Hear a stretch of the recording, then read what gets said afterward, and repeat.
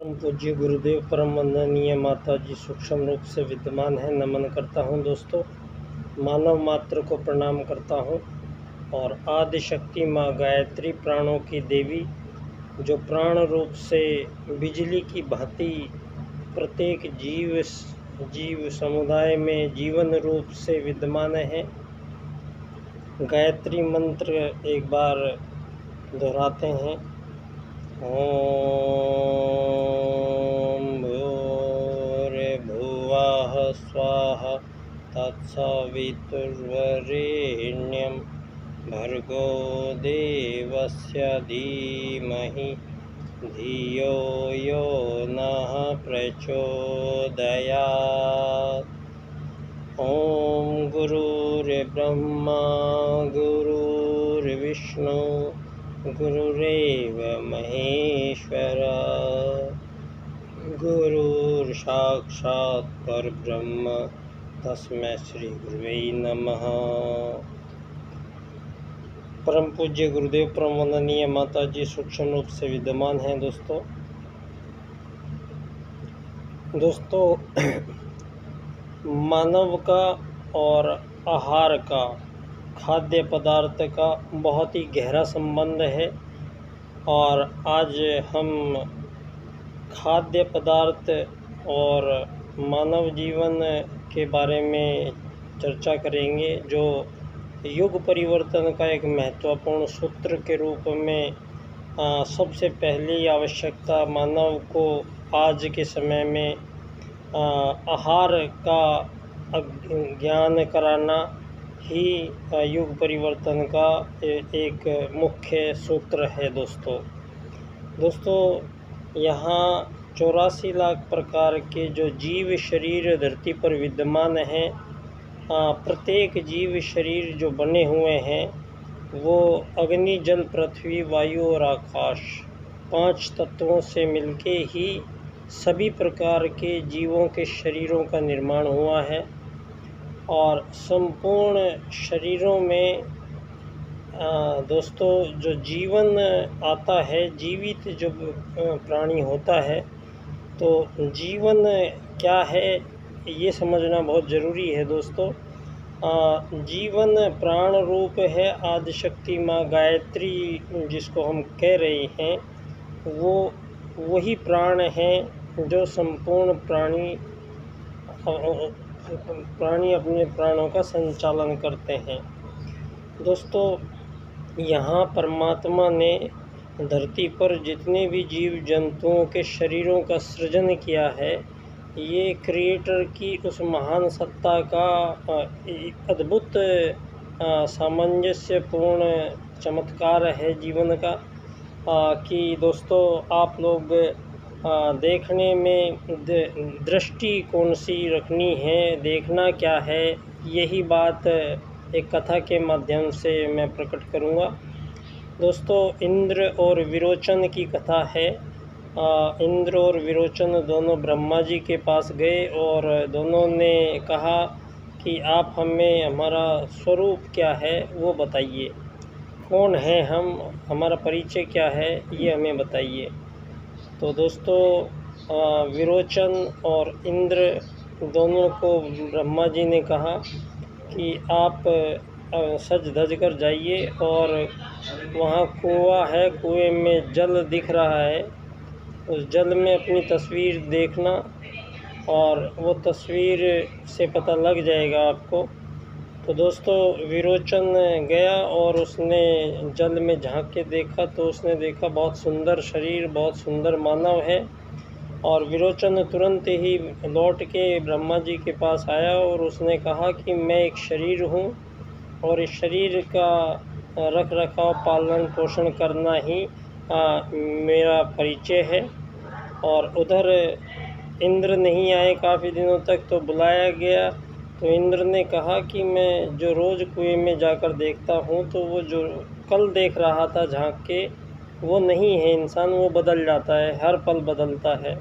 तो कौन हूँ मैं, इसका समाधान के लिए ब्रह्मा जी ने इंद्र को कहा आप एक सही आत्मा हैं और जो सूक्ष्म है और इस शरीर में वो आपका परिचय, ये शरीर नहीं है।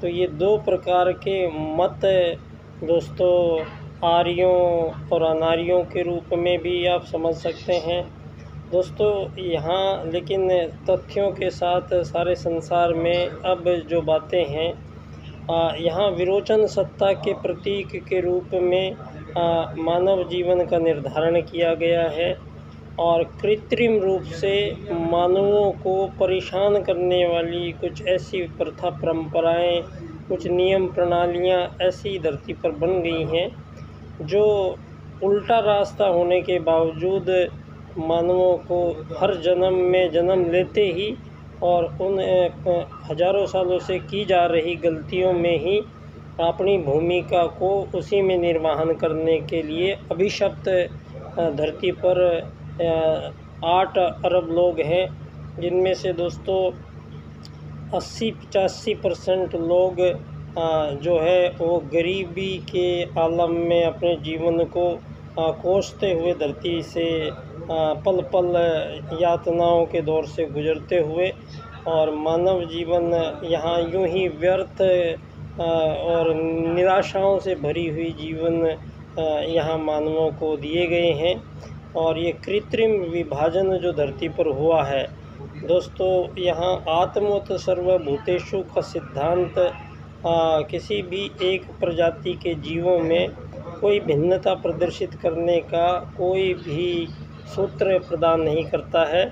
और यहाँ संपूर्ण जीवों में दोस्तों खाद्य पदार्थ पंडित दीनदयाल उपाध्याय जी आर्थिक लोकतंत्र और अर्थायाम में स्पष्ट करते हैं कि मानव जो 2 अधिकार वरदान लेकर धरती पर सारे ही जीव आए हैं धरती पर। एक है प्रत्येक जीव को भोजन का अधिकार, और इस भोजन के अधिकार ये ऐसा है, इसके लिए धन आधारित जीवन पद्धति की भारतीय संस्कृति में कोई परंपरा नहीं है, कोई नियम कायदे कानून नहीं है। ये पंडित दीनदयाल जी अर्थायाम में स्पष्ट करते हुए उन्होंने कहा है कि भारतीय सनातन संस्कृति में मानवों के बीच जो वस्तु विनिमय होता रहा है हजारों सालों से, और यहाँ सेवा सहायता हजारों सालों से मानव की करता रहा है, और उसके बदले में किसी प्रकार के कोई धन रुपया पैसा सोना चांदी ये देना पड़ेगा मानव को, ये परिकल्पना किसी भी जीव में नहीं है।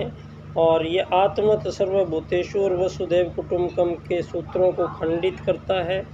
और दोनों सूत्रों को खंडित करने के बाद यहाँ मानव जीवन को भ्रमित हुआ है पिछले 2-2.5 हज़ार सालों में ज़्यादा।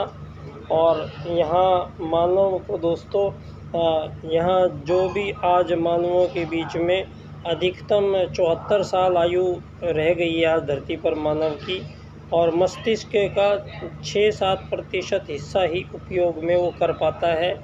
और परिणाम इतना महत्वपूर्ण और कीमती जीवन जो मानव को मिलता है वो हमें अज्ञानपूर्वक यूं ही नष्ट हो जाता है। दोस्तों यहाँ मानव का और आहार का बहुत ही गहरा रिश्ता है, और इतना गहरा रिश्ता है कि हमारे जो आदि पूर्वज ऋषि मुनि थे वो किसी ऐसे घर में खाना नहीं खाते थे जहाँ पर धर्म का आचरण ना करते हों लोग। तो दोस्तों यहाँ जो गर्भ में बालक होता है और माता भोजन पकाती रहती है, बातें जो भी होती रहती है, उसके वो बालक जो है उसके उस भोजन से वो भी प्रभावित होता है। दोस्तों यहाँ परमात्मा ने बहुत ही व्यवस्थित क्रम बनाया है, और यहाँ जो अनंत प्रकार के ये जीव जंतु बनाए गए हैं, इन सब जीव जंतुओं में जो मुख्य बातें समझने की है वो एक है कि सभी जीवों का शरीर एक ही तत्वों से बना है। और दूसरी बात, किसी भी जीव शरीर में प्राणों को धारण करने की कोई अंग प्रणाली नहीं है, कोई सिस्टम नहीं है।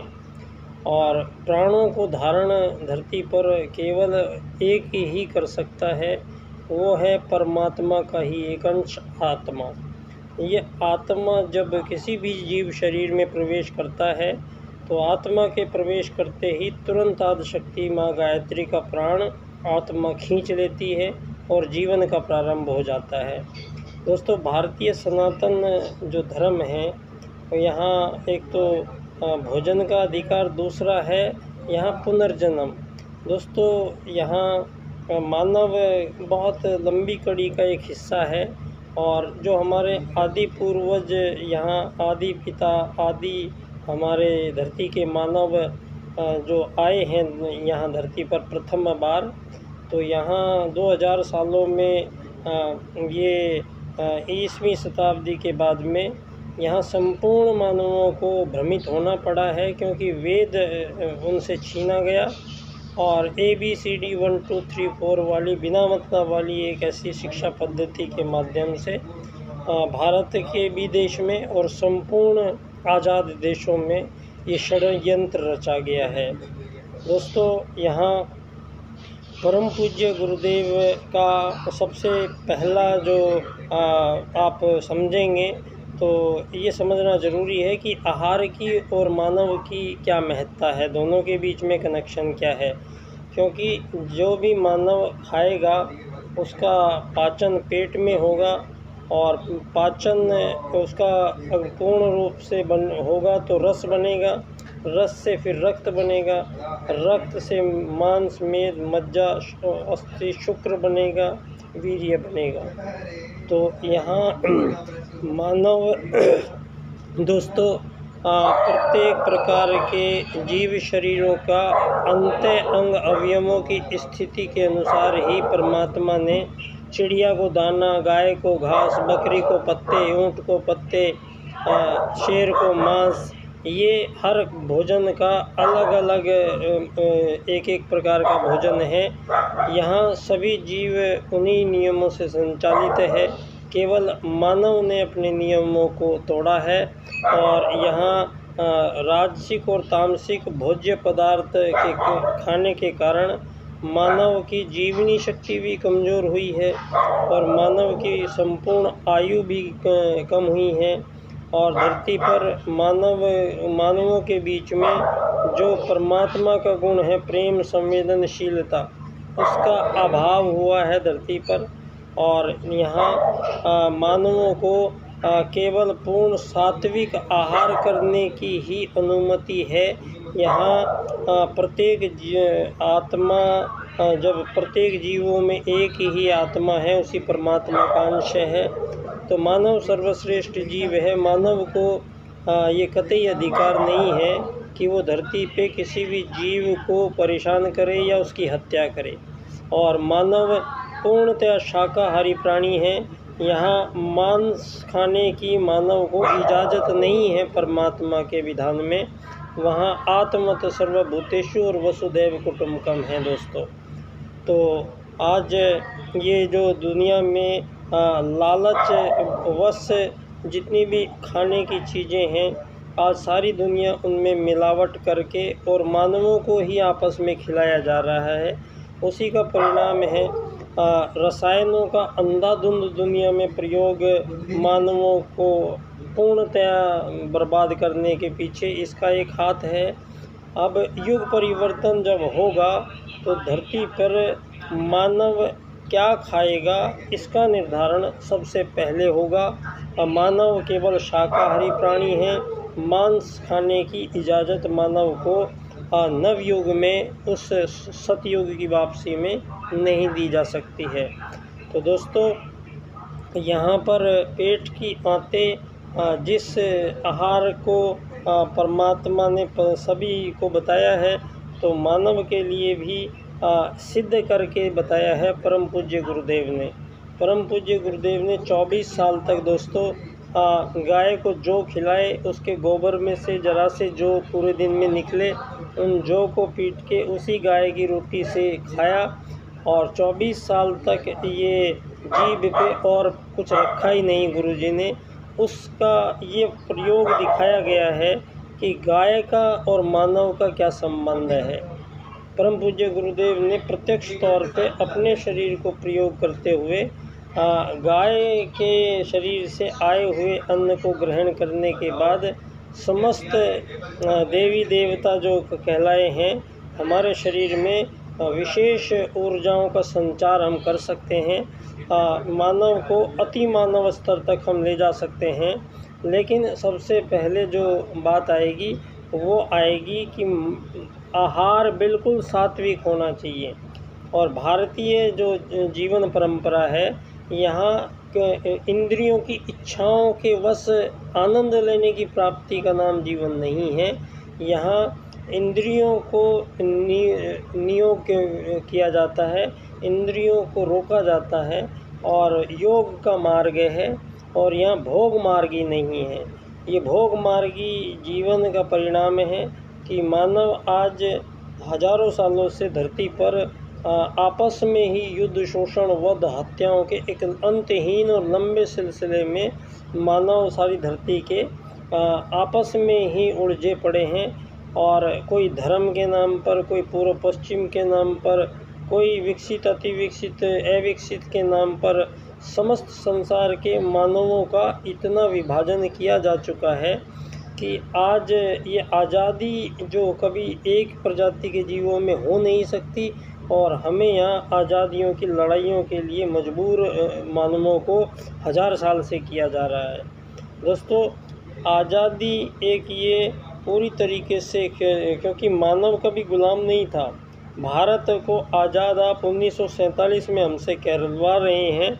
हम ये बात कह नहीं सकते हैं क्योंकि आप भारत को गुलाम नहीं बनाया है किसी ने। भारत सनातन देश है, यहाँ भगवान श्री राम भी आए हैं, श्री कृष्ण भी आए हैं। आपका नासा प्रूव कर रहा है तो भगवान श्री राम यहाँ गुलाम भारत में नहीं आए हैं। यहाँ गुलाम और आज़ादी का कोई मतलब ही नहीं होता है। आपने ये मानव की जितनी भी वही ताकत के वशीभूत को, ताकत को फिर धन में क्रिएट करके, और वही सारे संसार पे वही जंगल का राज के नियम से सारे संसार की राजनीति को आज चलाया जा रहा है। और सारे मानवीय जीवनों को आज भ्रमित और बहुत ही अधोगति में मानव जा रहा है।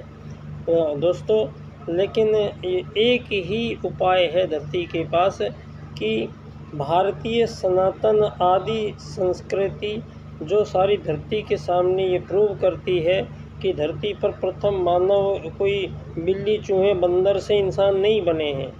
यहाँ पूर्ण रूप से जो प्रथम मानव आए हैं वो बहुत ही श्रेष्ठ मानव आए हैं। और उनको उन मानवों को दोस्तों आर्य कहा है। आर्य श्रेष्ठ कर्म करने का है, यज्ञ विधान है। यज्ञ में दोस्तों जो भी औषधि है, जब कोई बीमार होता है तो औषधि एक खाई जाती है मुंह में, वो मुंह में खाएगा, पेट में पचेगी, रस में जाएगी, रस से रक्त में जाएगी, फिर पूरे शरीर में जाएगी, फिर काम करेगी। तो उसको टाइम लगेगा और कम काम करेगी। और दूसरा एक इंजेक्शन है, इंजेक्शन लगा दोगे तो 5-4 मिनट में खून में घुल जाएगी, जल्दी असर होगा। और एक है कि आप नाक से सूंघा दो और वो तुरंत 1 सेकंड में असर करती है। तो आज जो संसार भर में ये रोगों की भरमार जो आई है, ऐसे ऐसे रोग जिनका नाम तक नहीं जानती थी दुनिया, उन सब का जो इलाज मिलेगा वो मानव को आयुर्वेद में मिलेगा। दोस्तों, आयुर्वेद, वेद की रचना जहाँ हुई है वहाँ आयुर्वेद भी उनमें से एक है। तो बहुत बहुत धन्यवाद। मैं बच्चा डॉक्टर बाल्यकाल सेवा संस्थान का अध्यक्ष पंडित दीनदयाल उपाध्याय जी की जन्मस्थली धानक्या स्टेशन, जयपुर, राजस्थान से आप सभी को परम पूज्य गुरुदेव की ओर से और पंडित दीनदयाल उपाध्याय जी के 4 राजनीतिक सूत्र की व्याख्या मैं करता हूँ। बहुत बहुत धन्यवाद। बच्चा डॉक्टर।